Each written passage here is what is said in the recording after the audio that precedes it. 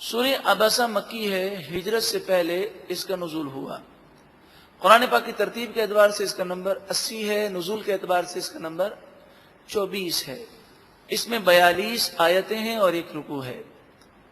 بسم اللہ الرحمن الرحیم، اللہ کے نام سے شروع جو بہت زیادہ مہربان نہایت رحم کرنے والا۔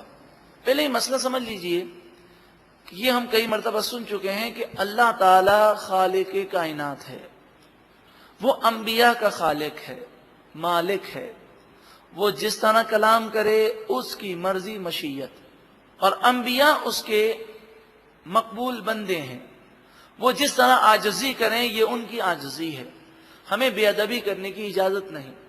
حضرت عمر رضی اللہ تعالی عنہ نے اس مسجد کے امام کی گردن اڑا دی تھی کہ جو در حقیقت منافق تھا، اور وہ اکثر نمازوں میں سورہ عبسہ کی تلاوت کرتا اور یہ کہتا تھا کہ اس سورت میں اللہ تعالیٰ نے اپنے نبی پر غضب کیا، نعوذ باللہ من ذالک۔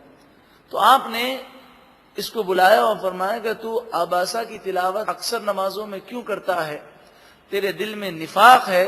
آپ نے اس کی گردن اڑا دی۔ حالانکہ قرآن پڑھتا تھا، لیکن قرآن کا غلط مفہوم سمجھ کر اور لوگوں کو غلط مفہوم بیان کر کے حضور کی بے ادبی اور توہین کی نیت سے پڑھتا تھا۔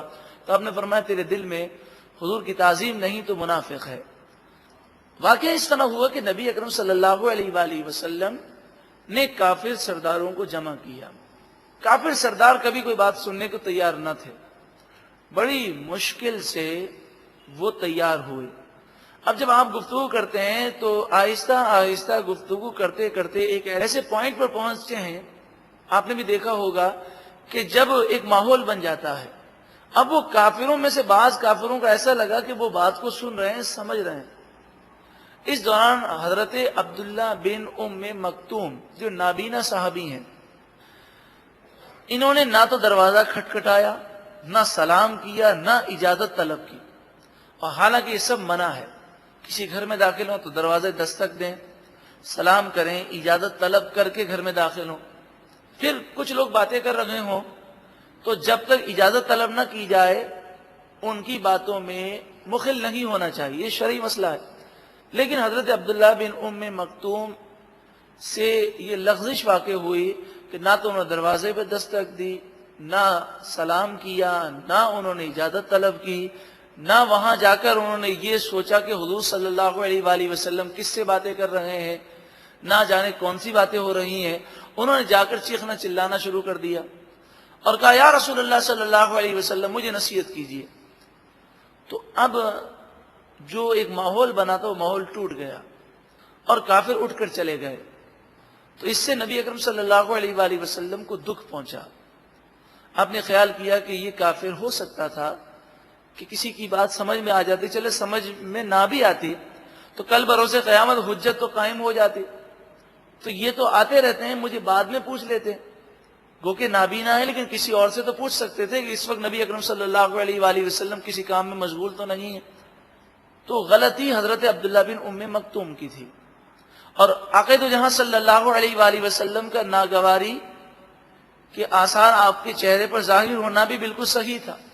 لیکن مسئلہ یہ تھا کہ نبی اکرم صلی اللہ علیہ وآلہ وسلم اگر زیادہ رنجیدہ ہوتے تو حضرت عبداللہ بن ام مکتوم پر اللہ کا غضب نازل ہو جاتا۔ تو اللہ تبارک و تعالیٰ نے ان آیتوں کو نازل کیا، اور جس طرح محبوب روٹھ جائے کسی سے تو محبت کرنے والا اسے مناتا ہے۔ اللہ تعالیٰ کسی کا محتاج نہیں، لیکن اس کی مرضی ہے، مشیت ہے کہ اس نے اپنے محبوب کریم صلی اللہ علیہ وسلم کو یہ مقام دیا۔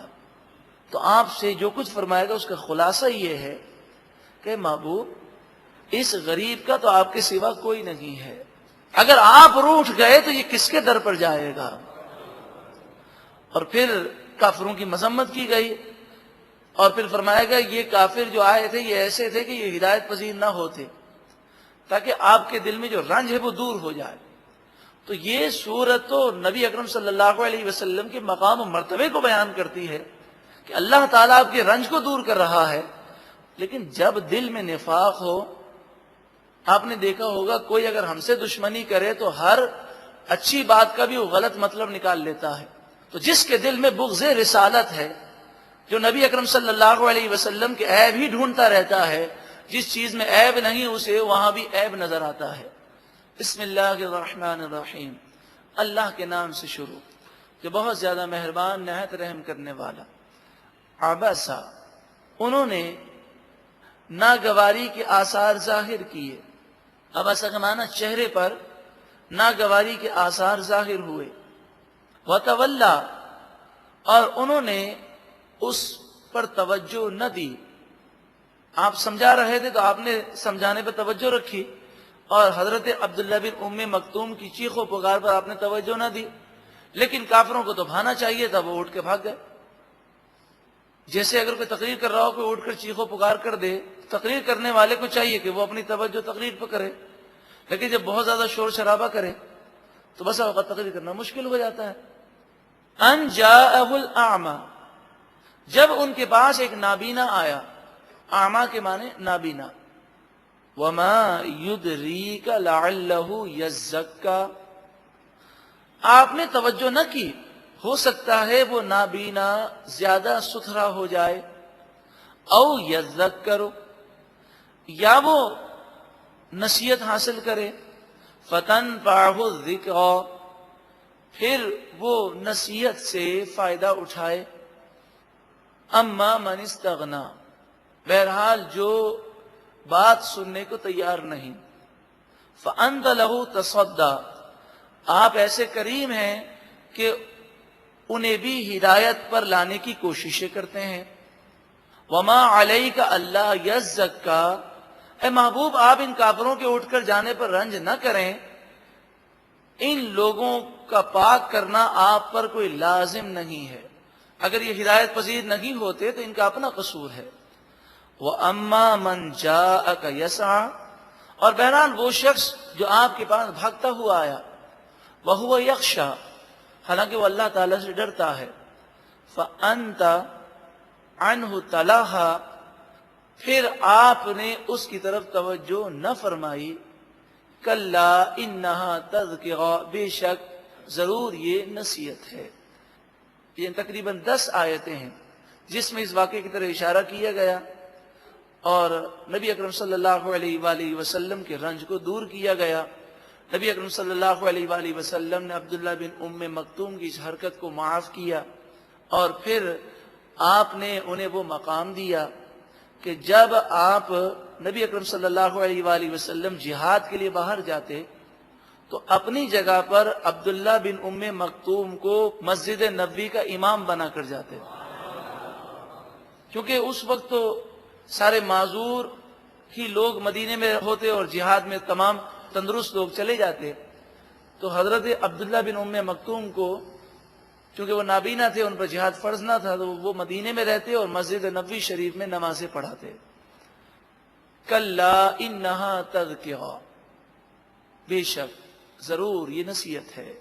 فمن شاء ذکرہ، پس جو چاہے اس نصیحت کو یاد کر لے۔ فی صحف مکرمہ، عزت والے صحیفوں میں یہ نصیحت ہے۔ مرفوعات مطہرہ، جو بلند و بالا ہیں، پاکیزہ ہیں۔ بِأَيْدِي سَفَرَا، جسے معزز فرشتوں نے لکھا ہے، ان کے ہاتھوں نے لکھا ہے۔ یہاں مراد لوح محفوظ ہے، کہ جو قرآن پاک ہمارے پاس موجود ہے یہ وہی ہے جو لوح محفوظ میں لکھا ہے۔ کرام بررہ، ان فرشتوں نے لکھا جو عزت والے بھی ہیں اور نیک بھی ہیں۔ قتل الانسان ما اکفرہ، انسان ہلاک ہو، کیوں یہ انکار کرتا ہے، کس چیز نے اسے انکار پر ابھارا۔ من ای شیء خلقہ، وہ غور تو کرے اسے کس چیز سے اللہ نے بنایا۔ من نطفہ، ایک پانی کے قطرے سے، پھر اسے غرور کیوں ہے۔ خلقہ، اللہ نے اسے پیدا کیا۔ فقدرہ، پھر اس کے لیے ایک وقت مقرر کیا ماں کے پیٹ میں رہنے کا۔ اور بعض نے فرمایا کہ قدرہ سے مراد اس کی روزی ہے، اس کی عمر ہے، اس کے سانس ہے، تقدیر مقرر کر دی گئی۔ ثم السبیل یسرا، پھر اس کا راستہ آسان کیا، ماں کے پیٹ سے نکلنے اور غذا کھانے اور ہوا لینے کے راستے آسان کیے۔ اور بعض نے فرمایا کہ دنیا میں آنے کے بعد زندگی اس کے لیے آسان کر دی۔ سانس لینا کتنا آسان ہے، ہم کوئی لقمہ کھاتے ہیں تو اس لقمے کا پیٹ میں اترنا کتنا آسان ہے، اس کا ہضم ہونا کتنا آسان ہے۔ اگر ایک لقمہ اتارنے اور اس کے ہضم کرنے کے لیے ہمیں محنت کرنی پڑتی تو وہ بھی ہم کرتے، لیکن اللہ تعالیٰ نے ہماری ضروریات کو آسان کر دیا۔ بلکہ آپ دیکھیں جس چیز کی زیادہ ضرورت ہے وہ زیادہ سستی ہے۔ سب سے زیادہ ضرورت سانس کی ہے، اس پر کوئی ٹیکس نہیں لگا سکتا۔ اس کے بعد جو ضرورت ہے وہ پانی کی ہے، نمک کی ہے، آگ کی ہے۔ تو آپ دیکھیں نمک بھی سستا ہے، پانی بھی سستا ہے اور آگ بھی سستی ہے۔ ثم اماتہ فاقبرہ، پھر اسے موت دی، فاقبرہ، پھر اسے قبر میں رکھ دیا، ثم پھر اذا شاء انشرہ، قبر میں ڈال دیا، پھر جب وہ چاہے گا دوبارہ اٹھائے گا۔ کلا لما یقض ما امرہ، یقیناً انسان کو جس کام کا حکم دیا گیا اس نے ابھی تک وہ کام نہ کیا۔ ہم نے تو انسان کے لیے نعمتوں کی بارشیں کی، مگر انسان کو جو ہم نے حکم دیا وہ اس نے نہ کیا۔ فَلْيَنْظُرِ الْإِنسَانُ إِلَىٰ طَعَامِهِ، انسان کو چاہیے کہ وہ اپنے کھانے پر غور کرے۔ یہ لقمہ جو وہ لے رہا ہے، اللہ تعالیٰ نے کیسی کیسی نعمتیں کہاں کہاں پیدا کی۔ نہ جانے یہ سیب کون سے درخت میں اگا ہوگا جس پر اس کا نام ہے کہ آج اس کے ہاتھ میں وہ کھا رہا ہے۔ یعنی یوں سمجھیے کہ سیب دور باغ میں اگا، نام اس کا لکھا ہوا ہے، گویا کہ اس کے لیے اللہ نے اگایا، پھر بھی وہ شکر نہیں کرتا۔ انا صببنا الماء صبا، بے شک ہم نے خوب پانی کو انڈیلا ڈالا، ثم شققنا الارض شقا، پھر ہم نے زمین کو پھاڑ دیا۔ جب بارش ہوتی ہے تو زمین میں چھوٹے چھوٹے مسام بن جاتے ہیں۔ اگر وہ زمین جس کے اندر ہوا جانے کا راستہ نہ ہو تو اس زمین کے اندر بیج نہیں اگتا، اسی لیے کھیت پر ہل چلائے جاتے ہیں کہ وہ زمین بھربھری ہو جائے، اندر آکسیجن جا سکے۔ تو بارش کے ذریعے وہ زمین میں نمی پیدا ہو جاتی ہے اور اس میں مسام پیدا ہوتے ہیں جس سے آکسیجن اندر جاتی ہے، اور بارش کی وجہ سے کئی مقامات پر سبزہ اگاتا ہے۔ فَأَنبَتْنَا فِيهَا حَبًّا، پھر ہم نے اس زمین میں اناج اگایا، وَعِنَبًا وَقَضْبًا، انگور اگائے اور چارہ اگایا جو جانور کھاتے ہیں چارہ، وَزَيْتُونًا وَنَخْلًا، زیتون اگایا اور کھجور اگائی، وَحَدَائِقَ غُلْبًا، اور گھنے باغات اگائے، وَفَاكِهَةً وَأَبًّا، میوے پھل اگائے اور گھاس اگائی، متاعا لکم، یہ ساری نعمتیں تمہارے استعمال کے لیے ہیں، وَلِأَنْعَامِكُمْ، اور تمہارے جانوروں کے استعمال کے لیے ہیں، اور جانور تمہارے لیے ہیں تو تم کس کے لیے ہو؟ وَمَا خَلَقْتُ الْجِنَّ وَالْإِنسَ إِلَّا لِيَعْبُدُونَ، میں نے جنات اور انسان کو صرف اپنی عبادت کے لیے پیدا کیا۔ فَإِذَا جَاءَتِ الصَّاخَّةُ، پھر جب کان پھاڑنے والی زوردار چنگار آواز پیدا ہوگی، قیامت واقع ہوگی، دوسری سور پھونکی جائے گی، نفسا نفسی کا عالم ہوگا۔ جن رشتہ داروں کی خاطر گناہ کیے ہیں وہ رشتہ دار نہ ایک نیکی دینے کو تیار ہے نہ ایک گناہ لینے کو تیار ہے، بلکہ وہ سامنا کرنے کو بھی تیار نہیں ہے کہ کہیں کوئی ہم سے نیکی نہ مانگ لے۔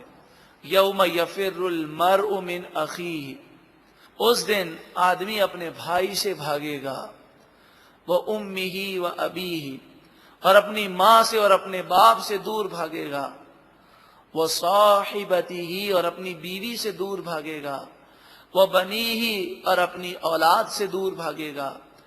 کیوں ایسا کیوں ہوگا؟ ہر ایک کو اپنی پڑی ہوگی۔ لِكُلِّ امْرِئٍ مِّنْهُمْ يَوْمَئِذٍ شَأْنٌ يُغْنِيهِ، اس دن ان میں سے ہر ایک کو ایک ایسی فکر ہوگی کہ جو ہر ایک سے اسے بے پرواہ کر دے گی.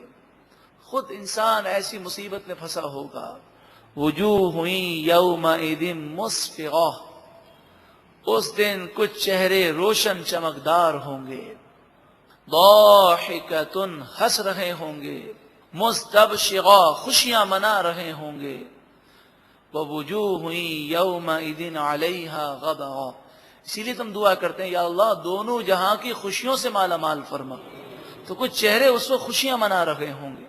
ووجوہ یومئذ علیہا غبرہ، اور کچھ چہرے ایسے ہوں گے کہ جن پر غبار پڑا ہوگا، مٹی سے اٹے ہوئے ہوں گے.